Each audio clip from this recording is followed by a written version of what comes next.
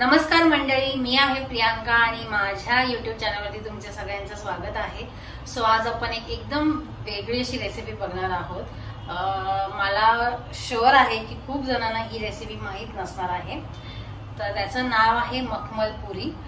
जर तुम्हाला कोणाला माहित असेल तर कमेंट्स मध्ये नक्की मला कळवा की तुम्ही ही रेसिपी बघितलेली आहे किंवा हा पदार्थ कधी खाल्लेला आहे। कारण हा कोल्हापूरचा पारंपरिक आपण त्याला काय म्हणतो म्हणजे एक स्वीट डिश आहे ऍक्च्युली, बट एकदम जुना प्रकार आहे हा। लग्नामध्ये वगैरे जेव्हा भेट वगैरे देण्यासाठी आमच्याकडे हेच बनवलं जातं। इव्हन तुम्ही जर गावाला जाता जेव्हा रिटर्न येता मुंबईला तेव्हा पण आपल्याकडे एक पद्धत असते की आपले घरचे लोक आपल्याला काहीतरी भेट म्हणून बनवून देतात, तेव्हा पण हेच बनवून दिलं जातं आणि आम्हाला सगळ्यांना हे खूप आवडतं। तर म्हणून याची रेसिपी आज मी तुम्हाला दाखवणार आहे। तर ऍक्च्युली झालं असं की लास्ट इयर असंच ट्रायल म्हणून आम्ही बनवले होते आणि आमच्या ते सगळ्या नेबर्सना आम्ही फॉर टेस्ट म्हणून दिले होते। त्या सगळ्यांना इतके आवडले, त्या सगळ्यांनी कधीच खाल्लं नव्हतं, तो फर्स्ट टाइम खाल्ला त्या सगळ्यांनी। सो त्यांना खूप आवडला तो मखमल पुरी आणि सगळ्यांनी आम्हाला सांगितलं की तुम्ही नाही परत बनवा आणि आम्हाला सगळ्यांना दाखवा की त्याची रेसिपी कशी आहे। म्हणून लास्ट इयर गणपतीमध्ये आम्ही बनवले होते, गणपती बाप्पाला नैवेद्य म्हणून सुद्धा, आणि तेव्हा सगळ्यांनी ती रेसिपी ट्राय सुद्धा करून बघितली होती। सो यावर्षी परत पब्लिक डिमांड आम्हाला सगळ्यांनी सांगितलं की यावर्षी सुद्धा गणपतीमध्ये तुम्ही तेच बनवा, दुसरा काही नैवेद्य देण्यापेक्षा। म्हणून आम्ही गणपतीमध्ये हे बनवले होते। माझ्या मैत्रिणी घरी आल्या होत्या, त्याचा मी एक ब्लॉग शूट केला आहे फ्रेंड्स रियुनियन म्हणून।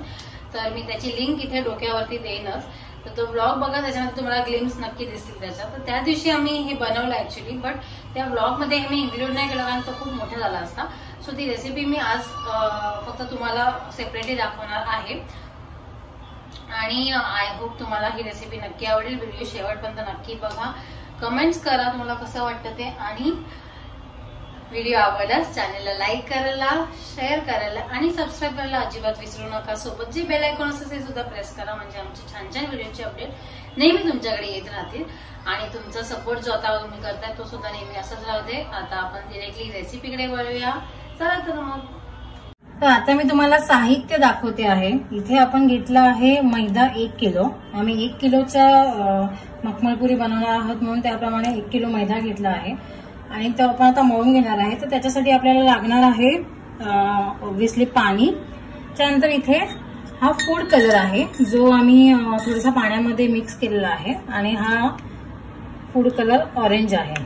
तर तुम्ही हवं तर हळदही टाकू शकता, याच्याने येलो कलर येईल, किंवा येलो कलरही टाकू शकता, किंवा प्लेन व्हाईट सुद्धा ठेवू शकता, तो तुमच्या आवडीप्रमाणे। त्याच्यानंतर आपण त्याच्यामध्ये रवा टाकणार आहोत आणि रवा आपण 2 ते 3 चमचे घेतलेला आहे आणि इथे आपण थोडंसं तेल गरम करून घेतलेलं आहे। तर ते 4 चमचे तेल लागेल, म्हणजे 1 किलोच्या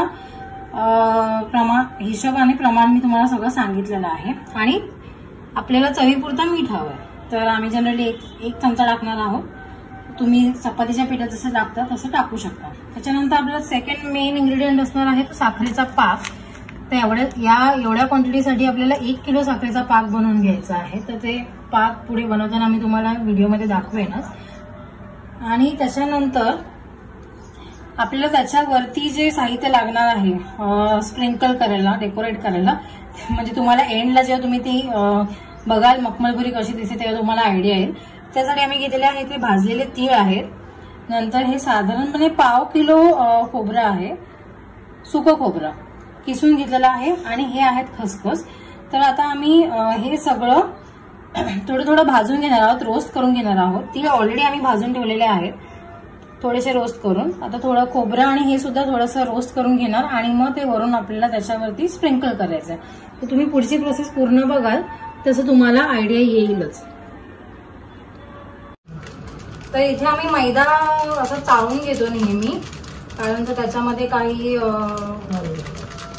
अळी वगैरे असेल किंवा बारीक खडे वगैरे असेल तर ते आपल्याला सेपरेट करता येतात। नॉर्मली आपण मैदा किंवा दुसरी जी पिठं असतात ती नेहमी चाळून घ्यावी।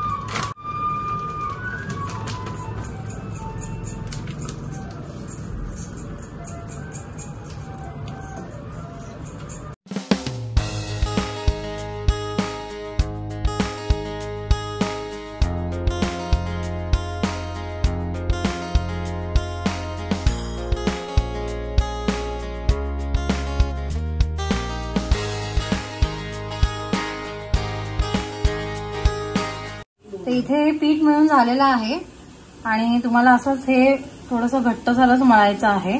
आणि आता आम्ही हे साधारणपणे 1 तासभर तरी भिजवत ठेवणार आहोत. त्याच्यावर आपण हा असा ओला कपडा झाकून ठेवणार आहे, म्हणजे आपलं पीठ छान. इथे आपला पाक रेडी होत आहे आणि आपल्याला थोडा पातळच बनवायचा आहे.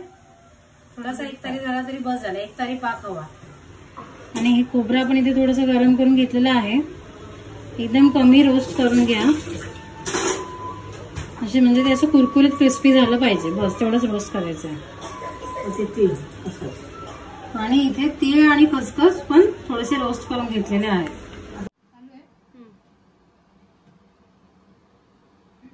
तर आपण हे जे पीठ मळून घेतलं होतं त्याचे असे छोटे छोटे गोळे बनवून आपण ते पुरी टाईप लाटून घेतलंय आणि आपल्याला तेलामध्ये छान तळून घ्यायचं आहे.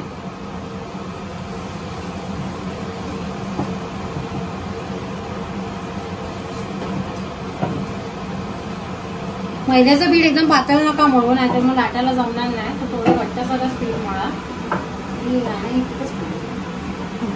आणि ह्याला ऍक्च्युली आपल्याला असा फोल्ड मारायचा असतो. तुम्ही जेव्हा ती गरम असते तेव्हा तेलातच फोल्ड मारला तर तो व्यवस्थित होतो. बाहेर काढून मग ती नंतर थोडी थंड झाल्यावर ती कुरकुरीत होते एकदम.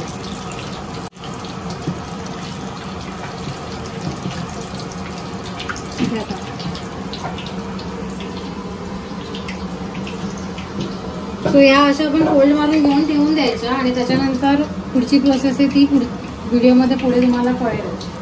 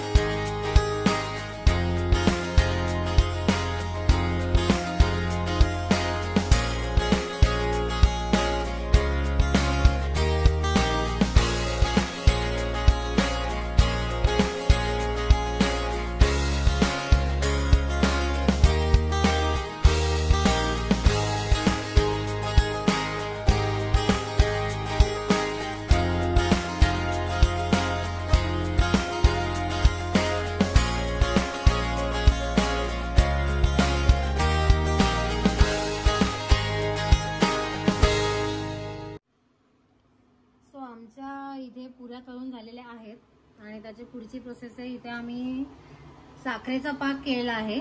1 तारी साखरेचा पाक करायचा, म्हणजे जो पाक प्रॉपर होईल. जास्त घट्ट नका करू, कारण मग नंतर तो पुऱ्या तुमच्या खूप कडक होऊन जातील. तसं त्याला आधी पाक लावून घ्यायचा. डीप नका करू, नाहीतर मग तो नंतर पुऱ्या त्या मऊ होऊ शकतात. आपल्याला खुसखुशीत आणि कुरकुरीत हवे असेल तर असं वरतूनच लावा. आणि मग त्याच्यावर आपण हे खोबरं आणि जे खसखस आणि सफेद तीळ आपण रोस्ट करून घेतलेले होते ते आपण त्याच्यावर असे स्प्रिंकल करणार आहोत. आणि हा त्याचा फायनल लुक आहे. सो सकाळी मी थोड्याशा आधी बनवल्या होत्या गणपतीच्या नैवेद्यासाठी आणि त्या सगळ्यांना खूप आवडल्या. सो या आता आम्ही अजून एक्स्ट्रा बनवतोय आणि आम्ही या दोघींना कामाला लावलेलं आहे. पण काहीतरी नवीन शिकायला म्हणजे ते नवीन काहीतरी, हा ते आता घरी पण ट्राय करते. पहिल्यांदाच मी पण बघते आणि मस्त वाटतंय, खायला पण मस्त लागेल. आणि आता आम्ही केल्यात म्हणून अजून जास्त चांगला